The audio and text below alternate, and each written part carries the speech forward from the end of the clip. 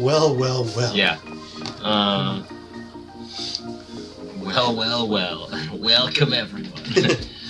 I just noticed that under our icon of Banana Beard Bros, it says quality television.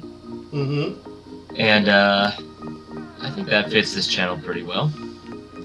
That's all we deliver. Just quality banana content. Quality bananas. Those are hard to find. Mm-hmm. Like, they're always usually, too hard or too soft.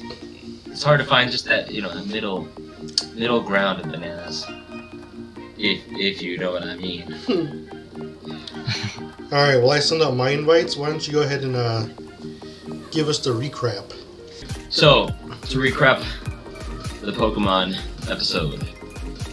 It was called, the one we watched last week was called Beauty and the Beach. Mm-hmm. Beauty inside the beach? Beauty on the beach? Beauty in the beach? Beauty inside. Beauty on. Okay, so we got a lot of booty shots of Ash's mom. That's all we need to know. But what happens is, this was an old episode. We just hadn't seen it because it was a banned episode, and we're gonna be on top of keeping up with the banned episodes and where they're supposed to land canonly. Anyways, so Ash and the crew, they steal a boat, they wreck the boat, and the boat owner makes them work at his restaurant to pay them back. But they're not doing so hot, and Nestina, who I think goes by a different name in this episode, asks them to... Do you remember what it was? No. I'm not totally convinced I was supposed to be her, though. Yeah, it definitely was Nestina. They just gave her a different name. But, yeah, she says that she's going to take over his restaurant, because I guess he's making payments to her, but he's not doing so hot. Mm-hmm. Or was it that she was going to steal his boat? Something like that. I don't remember. Yeah, she was going to take his boat, and she's like, not take the his boat. Yeah. So Professor Oak and Ash's mom show up, practically holding each other's hands, and saying, and so Ash asks, "Hey, what are you guys doing here? Why are you together?" And Professor Oak says, "I'll explain that later." It doesn't matter right now. We need to get these people to a hospital. What's that? What is it? What is it? It's a big building with a bunch of patients in it, but that's not important right now. So Professor Oak says they should do a beauty competition to raise the money. No, to get people to come to the restaurant. That's what it was. Mm-hmm. No, the beauty contest is already happening. Oh, was it already happening? He was just saying he wanted to advertise at the beauty contest. Gotcha. Okay, so that's what he was going for, I guess. And he's like, "Misty, you should be in it. In a bikini. People love to see 10-year-old girls in bikinis. 10-year-old flat body." Of course, Misty gets, when the beauty competition happens, Misty gets shown up by Jesse and James, who both have bigger busts than her. Mm-hmm. And we know how much Brock likes that. And he was the judge. So he's judging the competition. I guess I got ahead of myself there, just because I couldn't stop thinking about James. But Brock is the judge. Brock becomes the judge of the competition. Misty comes out and she says that it's okay what she's doing because it's for money. Mm-hmm. And then we have a couple of Pokemon dress-ups, costumes with Pikachu and it was Squirtle and Starmie, and then Coughing and Ekans. And after James and Jesse show up in their bikinis, they get shown up by Gary, who makes a surprise entrance with all his fangirls. Who also has a huge bust. Yeah. Just kidding. And I don't remember exactly, or what happens? I know Nestina convinces Jesse and James to attack everyone with their Gyarados mobile, and so they're shooting rockets and trying to attack everybody. I don't remember why, what the purpose of that was, other than I guess like mass shooting, if that's what it's into nowadays. Anyways, Charmander fights back, I believe, and they beat up Team Rocket, and with their own missile. With their own missile, yeah. And then, yeah, I guess that's pretty much how the episode ends. Ash and the crew leave, and Ash's mom gets the trophy. She wins the beauty competition. She didn't have to go up on the stand. No, remember the writing on it? Ash won. Yeah, Ash won. Yeah, Ash is always in our hearts. Something like that, right? Is what it said on the trophy. But we all know what that really means. It's just all of us saying we wish we were Ash's daddy. Yeah. We wish we were all Professor Oak. Yeah. Ash's dad or Professor Oak. I guess Professor Oak then. Would you, here's a question though.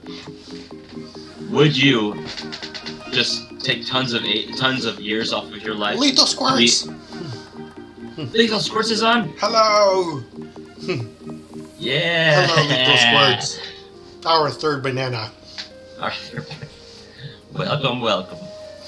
Alright, what's your question? Would I rather... Okay, here's the question for you.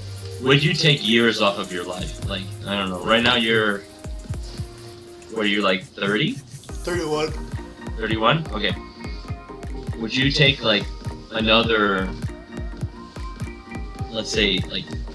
Would you add another 25 years on your life? But if you could be with Ash's mom? Like I would die 25 years sooner, but I would spend... No, you'd just be older. I mean, I'm just saying, like, if you wanted to be Professor Oak. I mean, he's probably 30 years older than you. That's a tough one because I would just lose a huge amount of time and not gain any of the life experience that comes with it. Just for the bragging rights of having slept with Ash's mom. So naturally, yes. It's a tough decision. Still a tough decision, though, right? Oh, man. I would. Just for the opportunity of Ash to walk in on us and scar him for life. Or just for the opportunity to be with a cartoon character. Yeah. Oh, her 2D dimensions are tearing me up. My 3D ding-dong can't handle this. This is a terrible mistake. I want my years back. You'd have no choice but to get like a compressor and just like make your ding-dong 2D. Oh no. Right.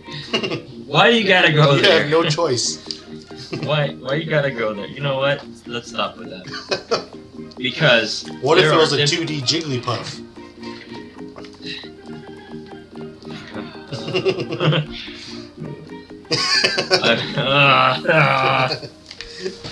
Is this a guilty pleasure? Speaking of guilty pleasures, let me introduce you guys to the newest member of your family. To the newest member of my family, sent to me by my banana beard bro here. Yeah. You know you want it. You know you want it. Rukishi booty. So, I didn't realize I was starting one of these Lethal Squirts is like nice. Yeah, we're all about big, meaty Pokemon on this channel. The girthier, the better. Speaking of girth, you know what? No. Lethal Squirts, have you seen his Doug Trio? Probably. I've shown it a few times on here. These are 3D printed, I have no doubt. They were birthed. I don't know. I mean, I don't think they're 3D printed. I don't even know what a 3D printed model looks like, honestly. Probably just like that. Yeah. I'm pretty sure there's an artist that took his time with every line, every curve. Every indentation, every booty dimple, Yeah. every peck. Yeah, this is gonna be very distracting. I need to move him behind the. All we're seeing is Snorlax behind the booty. computer. That's what Snorlax looks like after he wakes up from hibernation, before he starts eating. Probably, yeah. So when you have like 10 more figures, what do you plan on doing with them all? Oh, funny thing you asked. I actually bought some knick-knack shelves today. So, I guess put them on the wall. In the living room? Or dining room? We don't really have a living room. Our living room is a homeschool area. What better place to show off a Pokemon buff physique than in a place of learning? True. I have been doing some works with my kids where, like, we work on, like, the ch sound or the sh, or, like, sounds of two letters together. Yeah, ch. And then Ch. and then I'd put Cheeks. pictures of different shows dominance. Exactly. And so we put and so I put like different Pokemon. Alright, it's like this is Ch. Which Pokemon starts with Ch? And Nico likes that, so I'm pretty proud of myself for that. Ch. It's your cheeked up Doug Trio. Double cheeked up on a Thursday afternoon. Double cheeked up for no good reason. Oh gosh. Ugh. I don't know if I'm crying because that's funny or because I'm just getting late. You're crying because you moved the Snorlax out of sight. Your body's So distracting. is having a reaction to it. It's so distracting. Your body mourns its Oh, presence, even if your mind hasn't caught up yet. Yeah. Is that why you send the collection to me instead of starting your own? I will have to live vicariously through you. It's a sacrifice I'm willing to make. Yeah, you're a good friend, right, man? Well, today we have a special episode, I guess. It wasn't the one I was thinking it was going to be. Oh, is it on Jinx? It's Dratini. Oh, we're not in the Jinx episode yet. Okay. So, the Dratini episode. Honestly, I remember a little bit about this episode, and I am a little sad that this was not the canon Safari episode. Because the canon Safari episode was the Kangaskhan. Probably the worst episode by far so far. I think rating wise from us, it's the worst one so far. Yeah. Even like, would you say it's even worse than the mess that was last episode? Yeah. Yeah, me too. Because at least last episode we saw like Jessie in a bikini. Yeah, there was little parts that were. It's all about Team Rocket. And James in a bikini. Mm-hmm. Maybe. I mean, the only thing this episode was missing was Giovanni in a bikini. And I'm not talking about you, Lethal Sports. Or maybe I am. Yeah, we're hoping he is. Anyways, But yeah, that Kangaskhan episode is pretty brutal. So this is the other Safari episode that was banned. I think it will. I don't remember much about it, but I think it will be better than the Kangaskhan episode. in every which way. I don't know. you. Don't get too Sports, far ahead I of got yourself. Mm-hmm. All right, you ready? Yeah, let's do that. Let's go.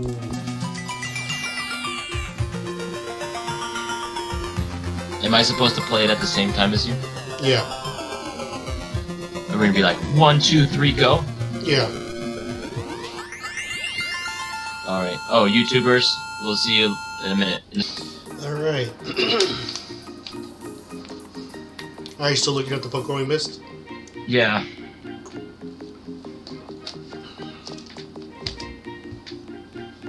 Slowpoke. All right, welcome back, YouTube.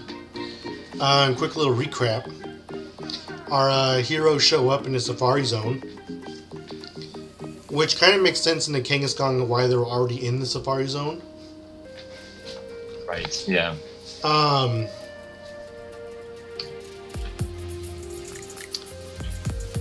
Ash is singing, and immediately, right after Brock tells him to stop, gets a weapon pulled on him. He is actively staring down a barrel, being told not to sing. You you totally forgot the part where Brock was so excited to sing.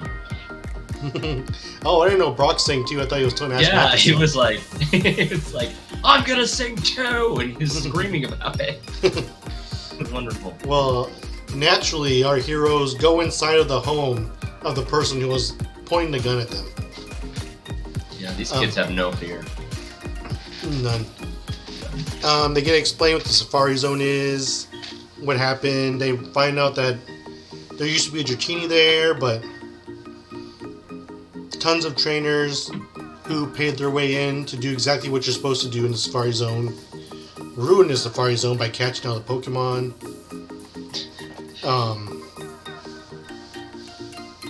Literally everything our heroes did ended up with a gun pointed at them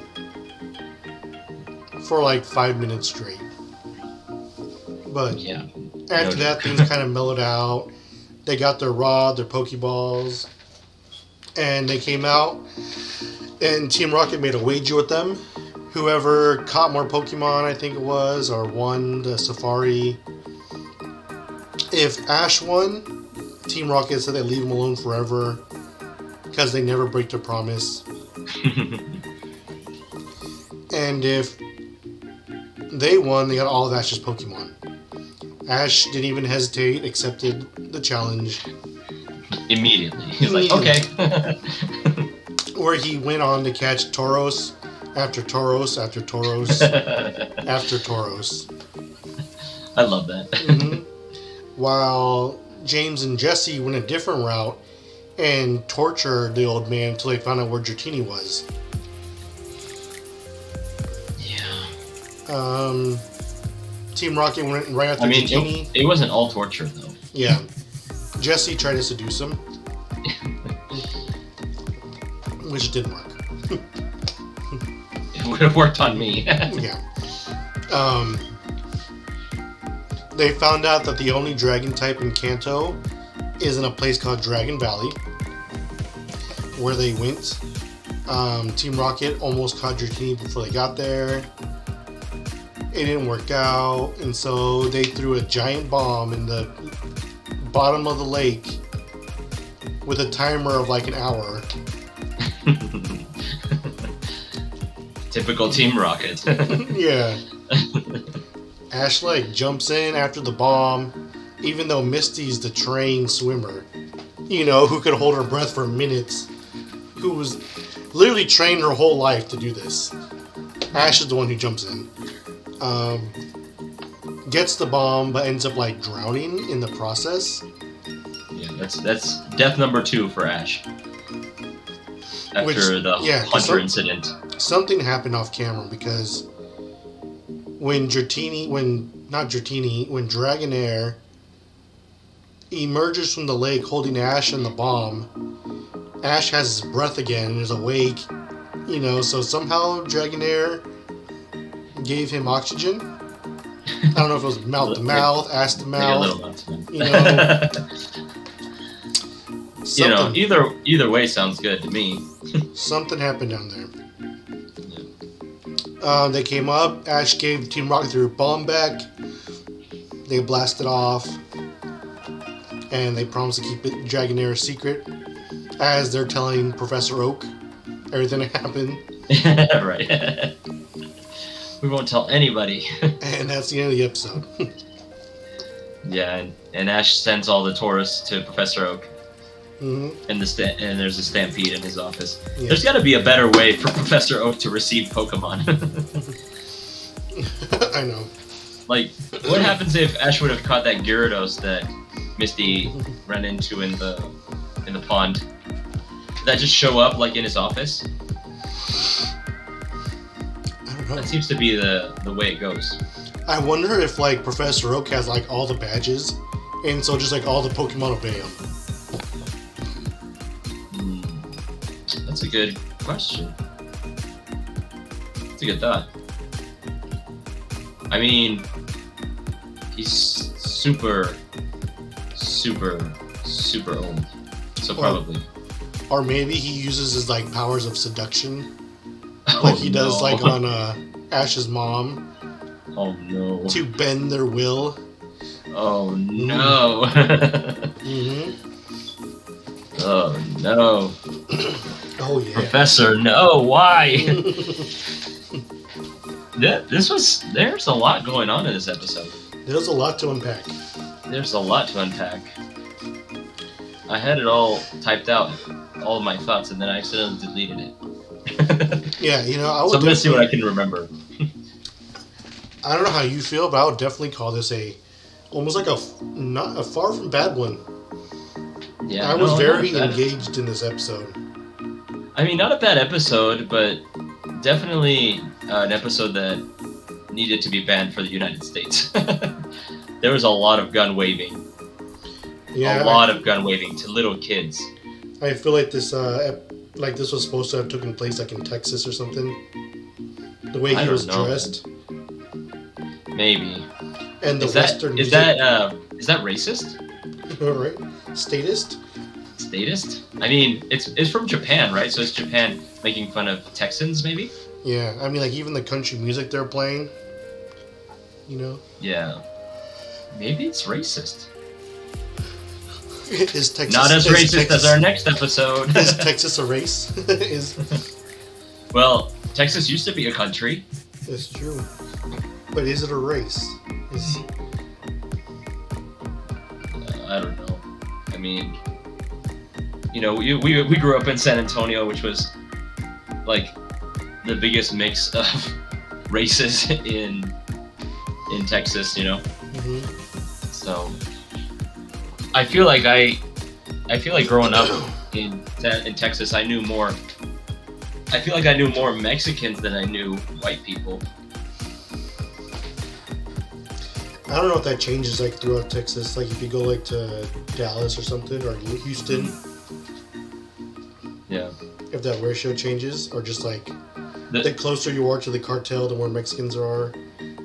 The crazy thing for me was when I moved to DC, and it was like all of a sudden all the Latinos I saw on the street, like none of them were Mexican. They were from all over the place, which was weird growing up in Texas. Like literally, you could just count on everyone being from Mexico, or their parents or their grandparents coming to the U.S. from Mexico. But yeah, this was an episode. Maybe maybe they're taking a shot at Texas. Who knows? That guy though. Well, I mean, like what you was saw, his name? like his gun holsters on the side, like it was like the good, the bad, the Yeah. ugly, Yeah, the revolver. Yakaza-san or something was his name. Kaza-san. Yeah, I mean, Kaza-san, like his character development was he shot everyone, and he loved Dratini. Like I think that's about it. Anytime something else was going on that didn't have to do with Dratini or him shooting, he was off the camera. Even if he was like just off to the side. There's like this whole conversation where Team Rocket and Ash are talking back and forth about, you know, their deal. And this is after Yakaza or whatever shot Team Rocket a bunch of times. he's just standing off to the side again. Like, oh, you guys talking about Dratini? No? Okay. I'll wait for my lines. I don't know. He was, as far as an extra goes, and I feel like we haven't been doing a great job of talking about extras lately, but as far as an extra goes, this was a pretty weak extra character. I guess at the end you're supposed to feel for him because he loves his Dratini and he's able to see that his Dratini evolved to a Dragonair, and so he's crying and the Dragonair's crying, and then he sees the little Dratini, which are Dragonair's kids, and for him it's like a very beautiful moment. But the whole episode we've been seeing him just like waving his gun at little kids. He's like, I'm the rootinest, tootinest cowboy in the West. He's Yosemite Sam. No. He's the old prospector. Woody the man himself. Yeah, so he's like, so we're supposed to feel for him after a whole episode of him aiming his gun at little kids, actually shooting teenagers, right? Because Team Rocket's a bunch of teenagers, and a cat, which I mean, I don't think that's cool to be shooting cats either. And we're supposed to feel for this guy. I couldn't get there. This was like, that ending was not emotional for me at all. But I guess like with that we can just start getting into our thoughts. Do you want to start? Or? I feel like you're on a roll. You want to continue on, or? Yeah, I mean, I just kind of jumped all over the place. I guess I'll just go off of some of the highlights for me. Yeah. I really did love the whole scene with Team Rocket and Yakuza. I don't know. We'll call him the Prospector. Is that okay? Yosemite Sam. I like that. It was so. First, they tie him up with Arbok, and he was legitimately terrified of Arbok, which is cool, because Arbok looks like a really terrifying Pokemon, and I feel like, and isn't like one of his abilities Intimidate? I think more people should be afraid when Arbok comes out. I like that he was terrified of Arbok. Arbok wraps him around, and then they try everything they can to get him to tell them where Dratini is. So we start off with Jessie flirting with him, asking him on a date. And the guy is probably like 50 years older than her. Which is okay, I guess. And she dresses up as a schoolgirl, but he still refuses her. And I mean, good for him. He's got some willpower, this guy. And then James and Meowth go into an interrogation room dressed up as, a good cop, bad cop, which was funny. That whole skit was really funny for me.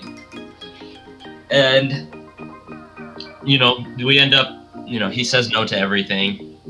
The only thing that can convince him is a fetish machine that tickles his feet, tickles his face, tickles his eyes. It just holds on to him, holds on to his breasts. I think that's what they were doing. I think that's what the machine was doing. Which also makes me think, why does Team Rocket have this machine? I'm pretty sure it's more than just getting whatever they want out of people. But yeah, so I really like that. I think the whole entrance to the safari was cool. The Ash catching tons of Tauruses. He was throwing balls at other Pokemon and still catching Taurus that would run in the way. That was a funny little trope. I enjoyed that. I think Taurus is a pretty cool Pokemon too. And I think there's like 2 bombs in this episode. I think Team Rocket was like, oh, here's an electric bomb. Now here's an actual bomb. I don't know how they thought this was going to help them catch Dratini, like exploding that thing. Another one of Team Rocket's terrible ideas, I guess. But it made for a pretty good episode, I guess. I enjoy the game. They work together. They actually helped each other out in this episode. when Misty was trying to catch the Gyarados, like they were all helping her with that. When Ash was about to get shot, Brock and Misty were helping him not to open his stupid mouth. When Ash was just totally willing to put all of his Pokemon on the line for a competition and just give them all to Team Rocket. Brock was, cutting in and being like, hey, maybe that's not such a bright idea. And then Misty helps. I mean, I know Misty didn't swim, but she helped by sending Staryu out. Yeah, I mean, the team, I feel like they worked together today in this episode. And that was kind of nice. This was an episode, I guess, about Dratini. We didn't get to see Dratini too much, but I guess that's part of the episode. It was very elusive. But seeing the evolution to Dragonair, that was pretty cool. Seeing Dragonair pull Ash out of the water, showing that really Dratini and the Dragonair were the heroes of this episode. And I felt more emotionally attached to them than I did to the extra or to Ash and the crew. But this episode has brought us the Tauros, which I know they come back later on in the episodes. Since it's a bad episode, I wonder if they ever explain why there's a bunch of Tauros where Professor Oak lives. But yeah, we got the Tauros, and I think that's the only thing that we get from this episode that kind of carries on to the future. Yeah. But even though it doesn't have a lot of long-lasting effects, this was a pretty good episode. I thoroughly enjoyed it. Anything you didn't like? Just the extra, just the prospector guy. I feel like we were supposed to have empathy and like him, and I just didn't. They never gave us reason to like him, other than the fact that he liked and loved Dratini and protected Dratini. That was the only redeeming factor he had, and for me, I was like, that's not very redeeming. The spirit of God compels you. It's not very compelling. Does it, Jay? But I think my favorite part of this episode was watching it with you, Ryman. And Lethal Squirts. Lethal Squirts. If he's there. I don't even know if he's there anymore. Oh, man. I guess let me dive in on this episode, too. I gotta say, judging from the beginning of the episode, I thought this was going to be more like Jurassic Park-ish, with like the big safari gate and stuff like that. And then when we met our extra, I thought he was going to be like this like Clint Eastwood character, like shoot first, ask questions later. And he ended up just being this super unhinged old man. Literally should not have a firearm because he brandished that thing for any reason.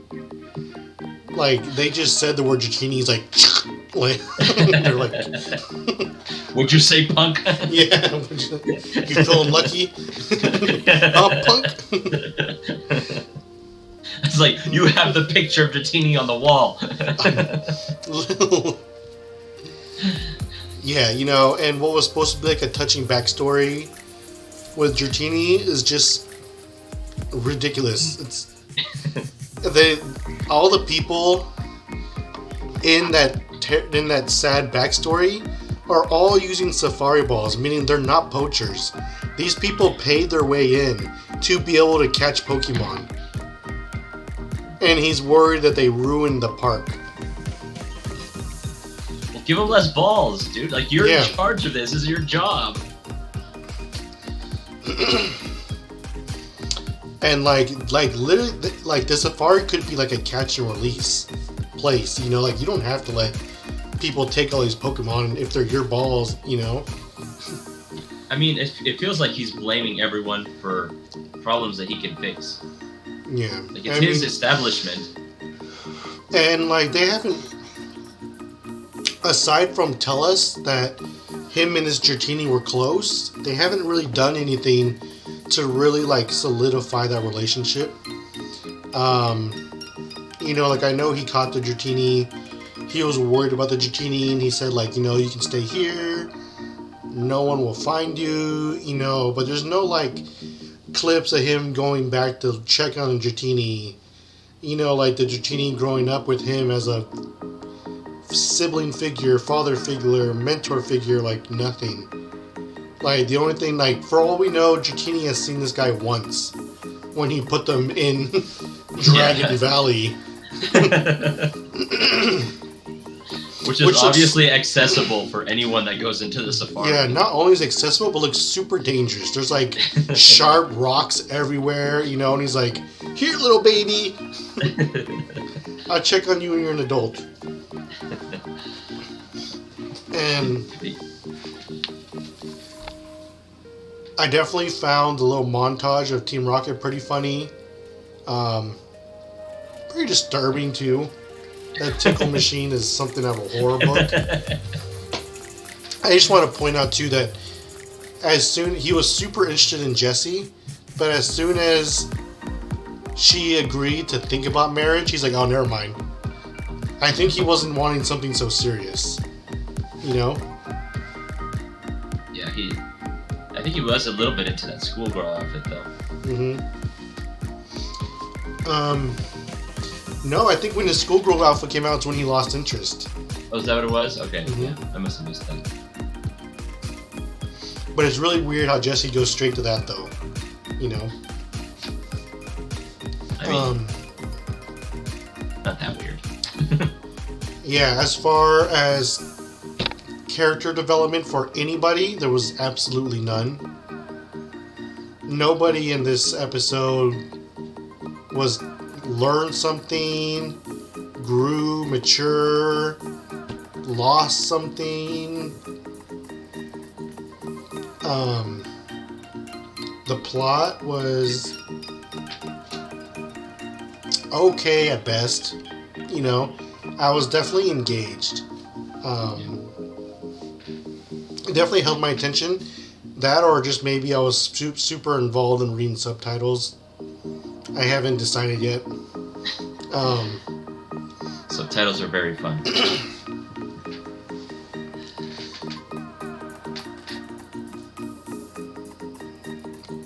I definitely feel like they could have cut some elements out. Like in a typical Pokemon episode, get rid of some of the nonsense for some more character development, and I feel like it would have been good. Because it was really the characters who moved the story along in this. Like, the characters did A and needed B to happen, and so like the characters made things happen. The story didn't move around the characters, and I feel like that was pretty good start, if they had just followed through with it, But instead they waste time, like, with the electric bomb and stuff like that. Like, Jessie connecting with the Dratini was a pretty cool start. Like they could have done something with that. Ash and that they start off with a competition. Like they could have made it about that. The old man was worried about like the habitat. Like they could have made the episode about that. I feel like if they just like picked a lane, and just stuck with that story that they picked, it could have been a more cohesive story. But instead they're doing the Ravage Park along with the competition, along with the Dratini, There wasn't really a competition. It was just mentioned, and then it never happened, right? Yeah. I do feel like they handled Dratini pretty well, though. There was just one of them. We didn't get to see Dratini too much, which I guess why it's like the legend of Dratini. Like it's a lore. But what are you rating this one? Well, let's go through our encounters first. Oh yeah. All right, so we had Magikarp, Goldeen, Slowpoke, Dragonair, Dratini, Horsey, Gyarados, Poliwag, Rhyhorn, and Tauros. This is a pretty good list. Unlike last episode. Yeah. Last episode we had boobies, booty, more boobies, more booty, Nastina. Nastina. Who you picking? Oh man. So here's the thing about the Dratini line for me. I think Dratini and Dragonair are beautiful Pokemon, and I don't like how Dragonite turned out. First of all, I think Dragonite should be blue, and instead of little squiggly lines on his head, he should have a horn, just like Dragonair. So, like, I love, especially Dragonair. I think Dragonair is a really cool looking Pokemon, but I feel like when it evolves, it gets ruined for me. So I don't. So for that reason, I don't think I'd pick Dragonair, even though I think out of this list, it's probably the most beautiful Pokemon. It's the one I enjoy the most. You know what? I changed my mind. I'll pick Dragonair, but I'm not evolving that thing. How about you? Fair enough.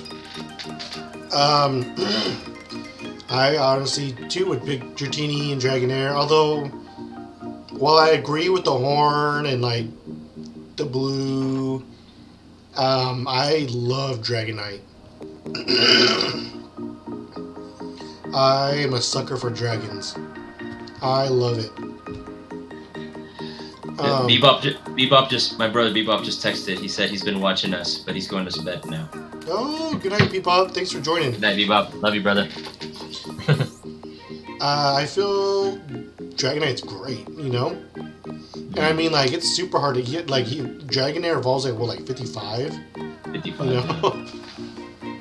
So you pretty much got a Dragonair, like, the whole game, you know? Right. If you go. That's true. That is a good thing, I guess. Honestly, though, I feel like Dragonair should have evolved into Gyarados. Okay. Just like the similar shape and color. Okay. I But feel like Gyarados is too sharp. Gyarados is too sharp. I feel like Dratini and Dragonair are more like curvy, smooth Pokemon, which Dragonite still has. I just don't like the color and, you know, a lot of the things they changed. I feel like they could have gone with a smoother Gyarados. Yeah, I mean, that would look cool.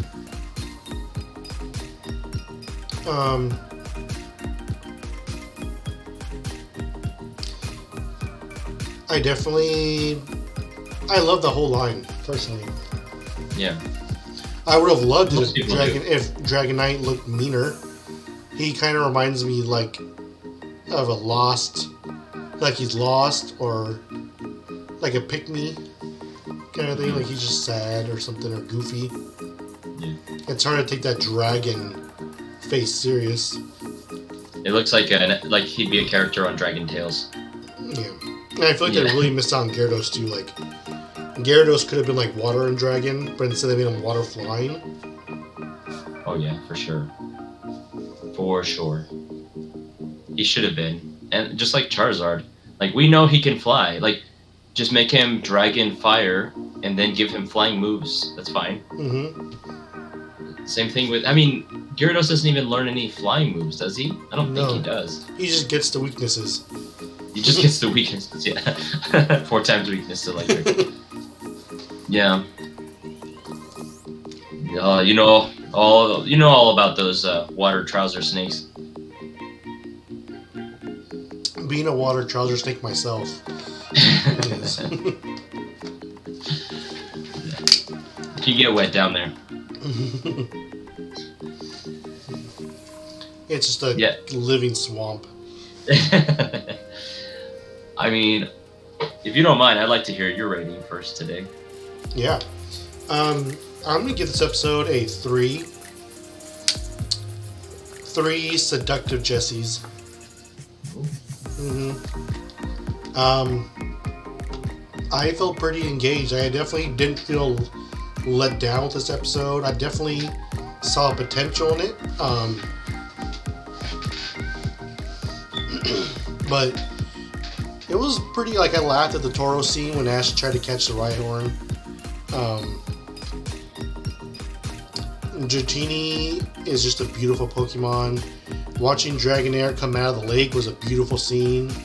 You know, the lighting, beautifully animated. Yeah. It was just okay. You know, average. Yeah. I liked as many things as I disliked. Yeah, I would say that I liked probably just a smidge more things that I then disliked. Mm-hmm. If they really could have just improved that story of the Prospector and Dratini, like really give us some reason of why they love each other. Give us a reason on like what their history is, and then, you know, it's banned episode because of the gun. Like, just get rid of the gun. He doesn't need to be shooting anyone. He could just be mean, like a mean old man, and that would have been more than enough. You know, that would have been fine. Mm-hmm. Just a grumpy old man who doesn't know how to run a safari because he tells people, you know, pay me this much money and you get these many balls, and then he gets angry when they use those balls to catch other Pokemon. So he was a big, like, flop on this episode. And he was a main part of this episode.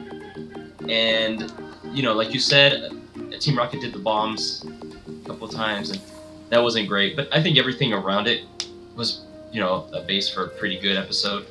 It didn't have a clear direction. Yeah, but, you know, and I feel like the guns wouldn't have been so bad if there wasn't a scene of him using the guns, you know? Yeah. Because then that automatically means, like, he was pointing a loaded gun this whole time, you know? True. True. So this episode didn't have so much of a direction, but it did have more or less a pretty good story. I think this episode for me is above average as well. And yeah, honestly, if they could have just fixed what I asked to fix, it would have been a very highly rated episode for me. But because that was a huge part of it and it ruined it a little bit, I'm gonna actually agree with you. It is still an episode that is above average. I'm gonna give it. Oh yeah, I guess I did go above average, huh? Yeah. I don't know why I thought 3 was in the middle. Did you want to do 2.5? Yeah, 3's fine. Because I was engaged. Like, I definitely was paying attention, you know, and I'm gonna give it. At some points, forgetting to commentate, you know, because I was so engrossed in it. That's okay. I mean, that's part of our show, our episode. Yeah, I'll give it 3 Arbok pulsations. Yeah, I enjoyed this episode. It was great. It was good. It's no samurai. Just kidding. Yeah. Nothing will ever be. It's no Seymour and the Clefairy, you know. But it was a pretty good episode. I'll give it a 3. I'm so sad that both of those episodes are just lost to time now. Yeah, unfortunately. I'm sad about that too. Wait, here's the question though. Alright, now that we're gonna go on to our next segment, we haven't done Paris yet, have we? Have we? No, I think we ended on Vileplume. No, I think we did Paris. Okay, so if we did Paris, oh yeah, I think if we did Paris, then we haven't done Venonat.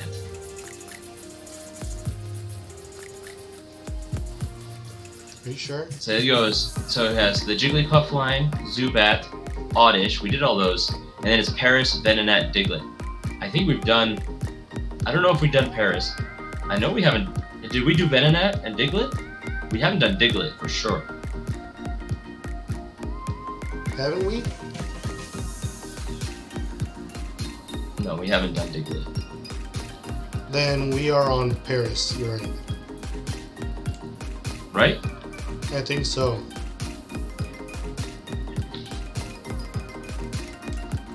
Here, I'm just, real quick, I'm gonna look it up. But, yeah. What are you looking up? I'm just gonna look up where the last one was that we did, other than Jigglypuff. I did want to ask you though. Here we go. So, where was that? Okay. I did want to ask you though, like, if you would have gone one direction with this episode, which direction would you have chosen?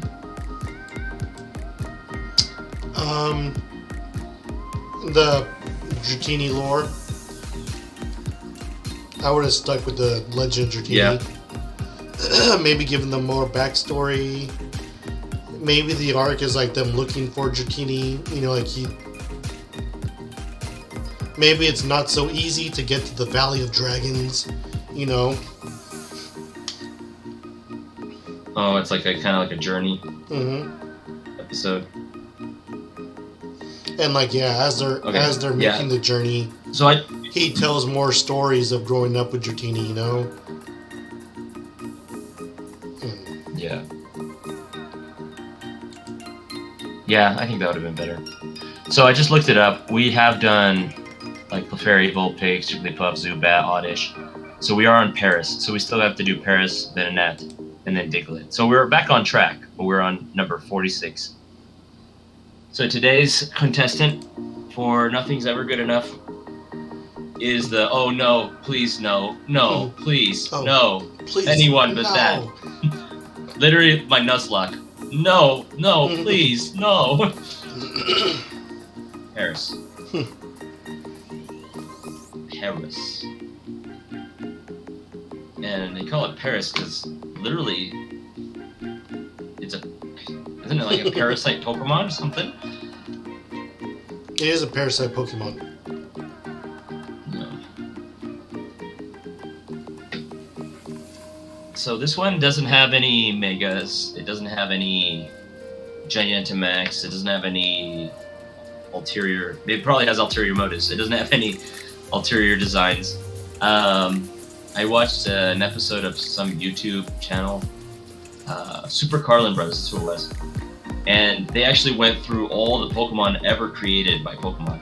And they tried to figure out what Pokemon got less love from the Pokemon industry from Game Freak. So they went to see, how many Pokemon cards each Pokemon has, how many have different variants, like baby Pokemon, like evolutions later in the series, storylines, how many showed up in the movies, how many showed up on the TV shows, and how often they showed up. They went through all of it. And they ended up with the conclusion that Paris was the least loved Pokemon by Game Freak and by the Pokemon industry. So that's something to say about Paris. While I don't necessarily, I guess I'll go first. Yeah. I don't necessarily like Paris. I would definitely say it's one of the most interesting Pokemon in all of Pokemon. Because rumor has it that this is not Paris. This is a whole separate Pokemon. It's the mushrooms that are Paris.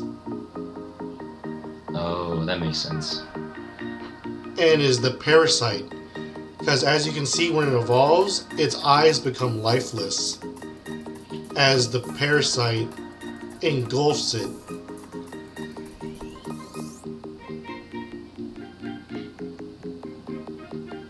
So, I guess my question is, if Paris is the mushroom, like the body that it's attached to still has feelings and emotions and everything, right? Because they still make facial expressions. I know there's an episode where Squirtle's fighting it, and when he hits him with the water, closes his eyes and he acts like he's hurt, And he faints.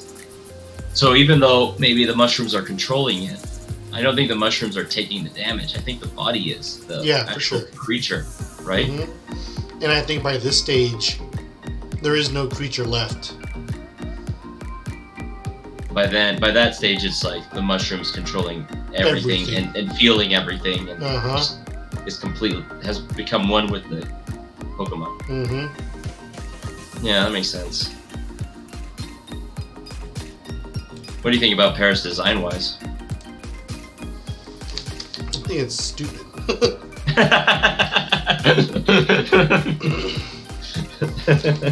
Like these remind me of like little like pigtails, like a little girl, you know. It's got like this. It almost like they want to give them like spider eyes, but then like backed out last minute. Like this could totally be a spider mouth, you know. Yeah. What is this? Like little like one-toed fat legs in the front, but then like I feel little like- creepy spider legs in the back. Yeah, I feel like it. To me, I could never decide whether it looked more like a crab or more like a insect. Yeah, I mean like at least when it evolves, the little diggers become like more pronounced. But this looks Yeah. like you want to like paint that nail. You know, it's got like one. And they try to give it the old googly eyes, you know, like, no. This thing is, first of all, completely creepy, knowing that this thing has a parasite Yeah. feeding on it. You know, it's just an all-around just bad design. Yeah, I feel like it depends on how you look at it, but if you look at it a certain way, it looks like the back of his body might be just like something that's attached to the top of his head. Like if it's hair or something, and like little legs are coming out of it. I feel like the dimensions are kind of weird. I guess that's a better angle. Yeah. Those front arms though are way too big for him. They're way too big for those little legs and his little body. And they're attached to his body, so I don't know like how he can move them I think those are meant Very- to dig. accurately. I think those are so he can dig underground. Maybe just have his little mushrooms. If sticking my out. arms were that big compared to my body size, I would literally be on my face all the time.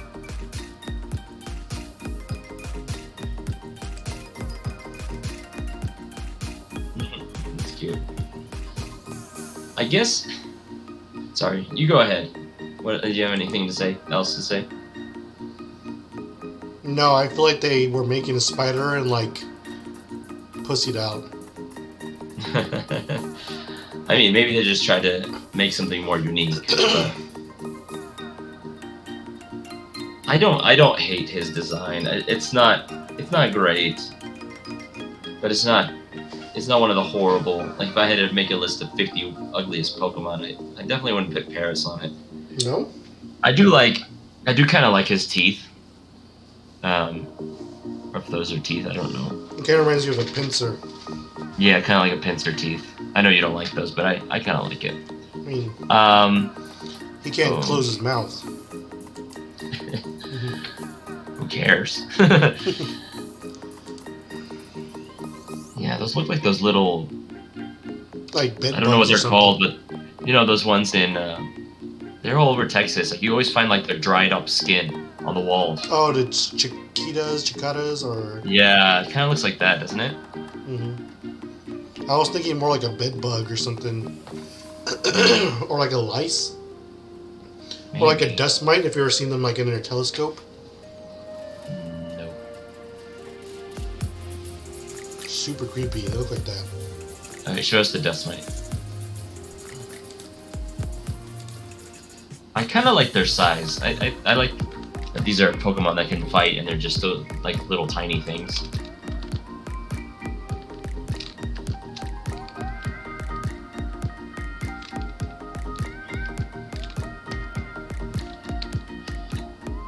Dust mite telescope. Oh, okay. Yeah, those are very creepy.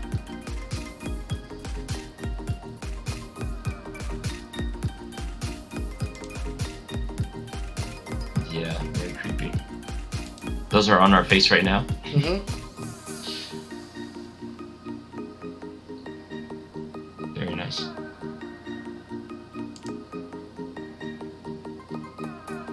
Isn't it so great that we can't see things microscopically?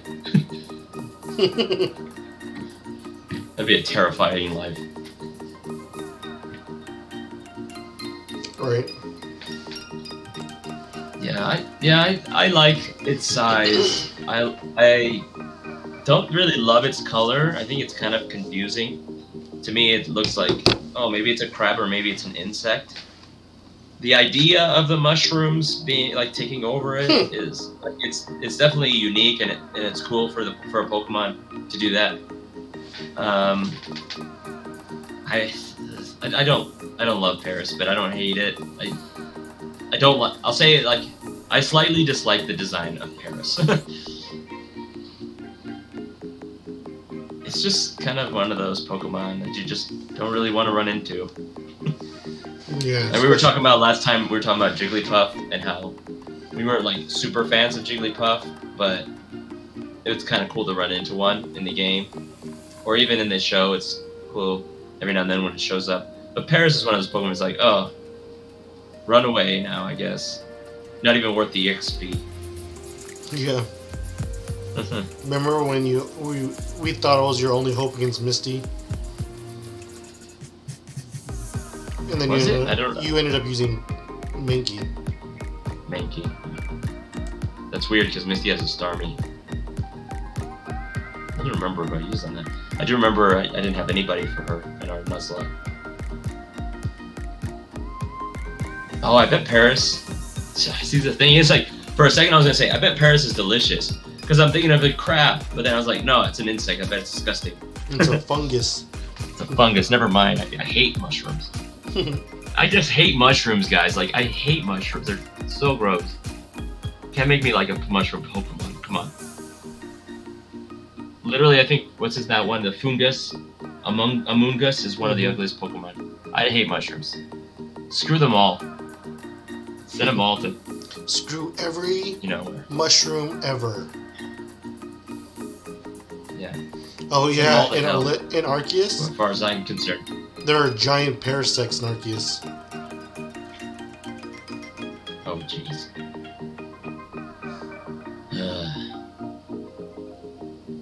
Look at those giant lifeless eyes. I mean, that's cool, isn't it, though? Mm-hmm. I like that. I like the idea of Parasect, and I like what Parasect is more than I like the way it looks. Right? It's an improvement, though. I mean, I think it's an improvement from Paris. Yeah, I do too. I mean, yeah. Should we move on then to the Parasect? Yeah, I'm on it. What are your thoughts on Parasect? I mean, like I said, I like the idea. I like what it is more than I like the design.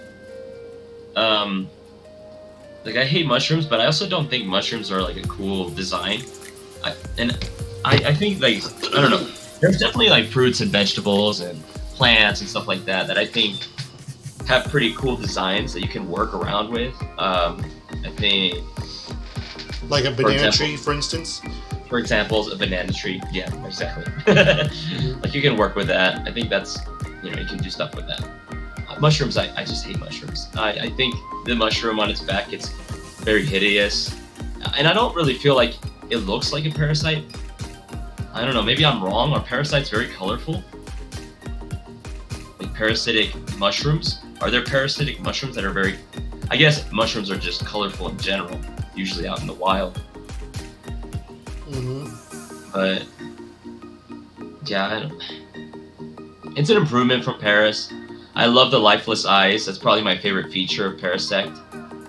And I like that he's got kind of like big hammer crab claws, because I do love crabs. I think crabs are very cool. Big, and they can do a lot with the design. Meaty claws. What did you say? Big, meaty claw. You seen SpongeBob? Yeah. Yeah, so that's Mr. Krabs, right? I guess that's what I like about this Pokemon, is the things that make it look like a crab. I like the big, meaty claws and the orange color on the Parasect. I hate the mushroom, and I wish his back legs were stronger, like big meaty legs. I just don't think those legs can carry all that around. Mm-hmm. I do like the mystery of behind Parasect. He's kind of a mysterious Pokemon. Yeah, I do really like that, the fact that he's a very mysterious Pokemon. I'm just not a big fan of the mushroom.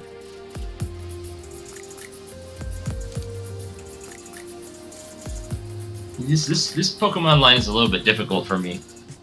It's a little bit difficult.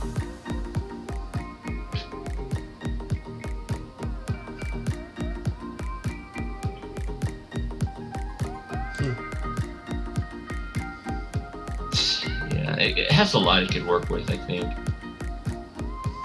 Oh, look, that mushroom up there, that one's a little bit better looking, I think. This one? No, up the green one. That one right there. Like even that, I think, looks a little bit better. I know it's like very simple, but They definitely went more crab-like with that one. right, Which is probably why you like it. probably. I do love insects, and I think insects are pretty cool. I think Parasect with the mushroom. I like the idea of it. I like the claws. I like the lifeless eyes. That's about it, though. Like the rest of what he is it's kind of not appealing to me. Is Parasect the worst Pokemon? No. That's funny. I know. That would be a Parasect. I mean, insect is in its name, right? So Mm-hmm. it's a parasect. It's an insect. It's an insect that's been taken over. So, do you think, like the creature, whatever those mushrooms attach to themselves to, what do you think that creature looks like when it's a parasect without the mushroom? Does it have like? It's gotta look like some kind of crab, right? It reminds me of what's Kabuto's first form? Kabuto. And it's Kabutops is the second. Hmm.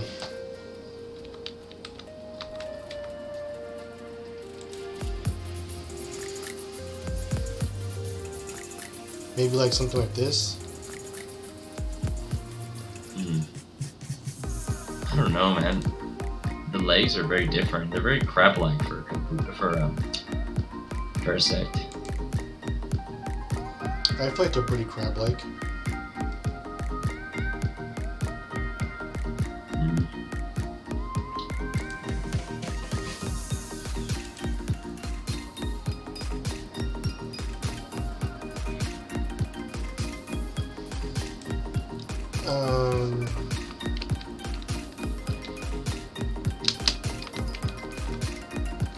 Yeah, it's a tricky Pokemon for me.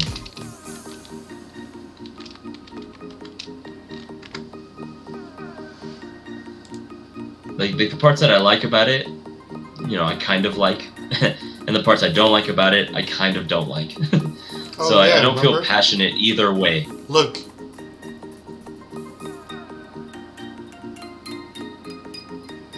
Yeah, they enjoy putting those mushrooms on, huh? Mm-hmm. That's like, it's like part of their instinct or something. Mm-hmm. Yeah, I'm just not really passionate about this Pokemon. Oh, Those you things know I who like, it looks I like? don't really like that much, and things I don't like, I don't really don't like that much. Dweeble? Yeah. Without Yeah, it the does block. actually. You're right, yeah. Very much so.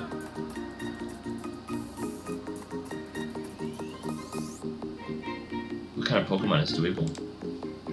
I know he's like mostly rock, but... Ooh. Do they eat Weedles? I don't know. Oh no.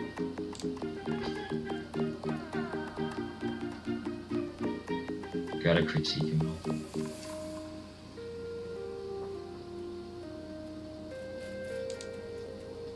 Look how happy he is.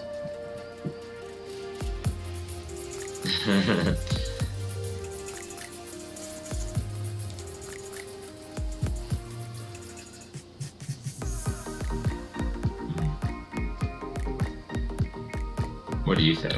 What are your initial thoughts? Yeah.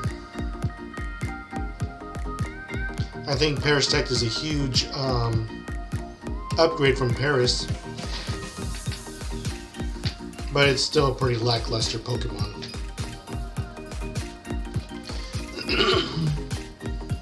I feel like they were trying to go for a mushroom Pokemon and didn't know how to make the mushroom animate, you know.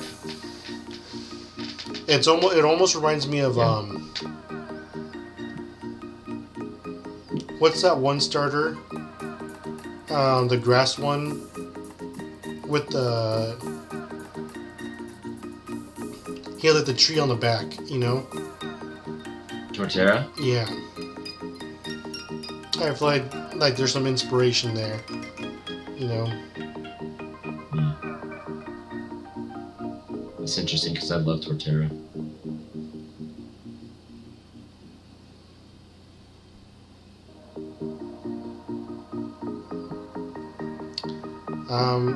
This evolution line as a whole, I'd probably rate it a 2. And Parasect being like 1.8 of it. Yeah. Yeah, I mean, I have to probably go a little bit lower. Like a 1.5. Mm-hmm. 1.5 beady eyes, or lack of eyes, I guess. Yeah. Big meaty claws. It's just like, it's one of those Pokemon that you can't like really love, and you can't really hate on too much either. Like if you're trying to look for a Pokemon to just trash, you wouldn't pick Parasect. But if you're looking for a Pokemon that you love, you also wouldn't pick Parasect. I don't know. I would love to see if there's anybody out there that Parasect is your favorite Pokemon. If you're watching this, Parasect's your favorite Pokemon, please let us know. I would love to. Or if you absolutely hate Parasect. Or if Parasect's like one of your least, like, top 10 worst Pokemon. Yeah, lackluster is a good word that you used. It's like if nobody's, I don't care if they're talking. What is it? What's that song say? I don't care what they say as long as they're talking about me. Like nobody's talking about you, Parasect. Nobody's talking about you.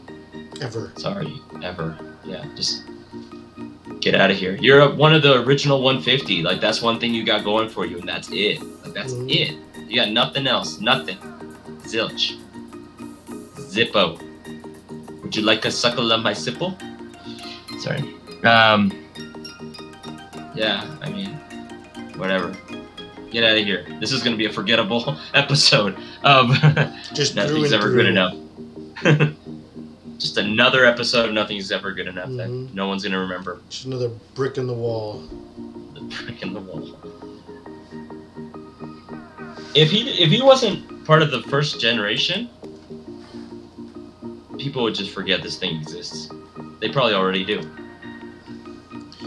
Is Paris and Parasect one of the Pokemon they bring back? You know, in other generations, in other games, you know? Well, like I said, from the games to the card, like the video games, from the card games, from the TV shows, movies, everything that's Pokemon has brought out, Paris and Parasect are the Pokemon that have gotten the least love. Like they've just had the least amount of Pokemon cards made, the least amount of, episodes on the show, everything. Like I know they're in Arceus. Are they in Johto? Oh man, I don't think so. Maybe they are, because Johto had like majority Kanto Pokemon. That's the thing. Like I've played so many hours of Johto, and I can't even tell you if Paris was in it because it's such a forgettable Pokemon. Let me see. It's Mount Moon, Ilex Forest, National Park. Okay. Yeah. They have like bug catching competitions in that game, so I guess you can catch them there. Mount Moon.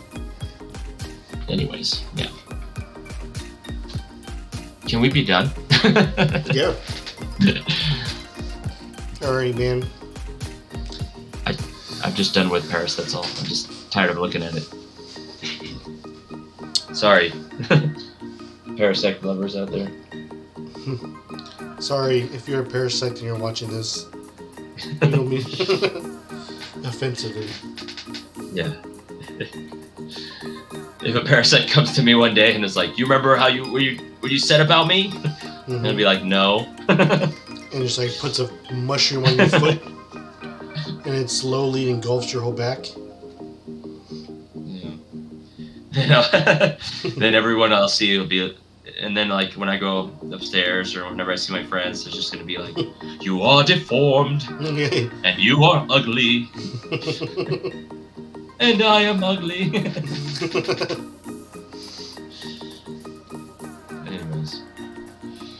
Yeah, I guess the Hunchback of Notre Dame of Pokemon. But even then, like the Hunchback of Notre Dame was a pretty good movie. Yeah.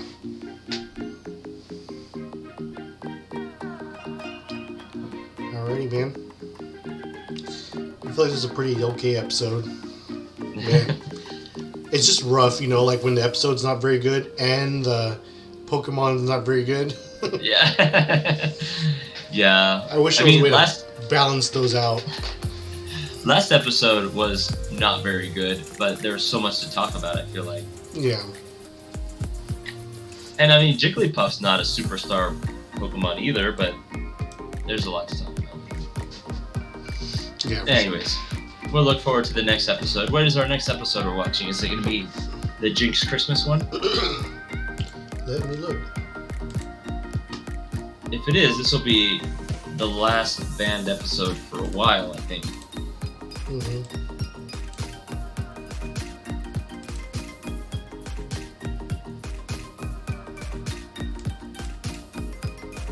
Yeah, the next one is Ice Cave. Mm-hmm. What episode would that be? 39. Does it say on it? 39. Okay, so it would be our next one.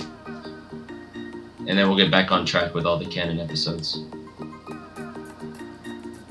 Sounds good. All right, man. So where you want to dangle those bananas? Right off my chin. Every day. Every day. Every day. Every day. Yeah. I don't want the soft ones either. I want just really hard bananas. Firm.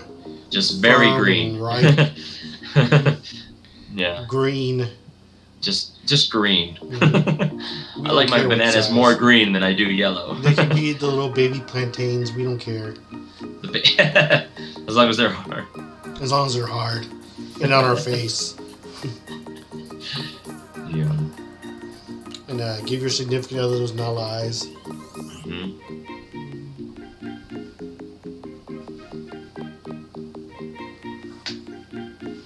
Alright, man.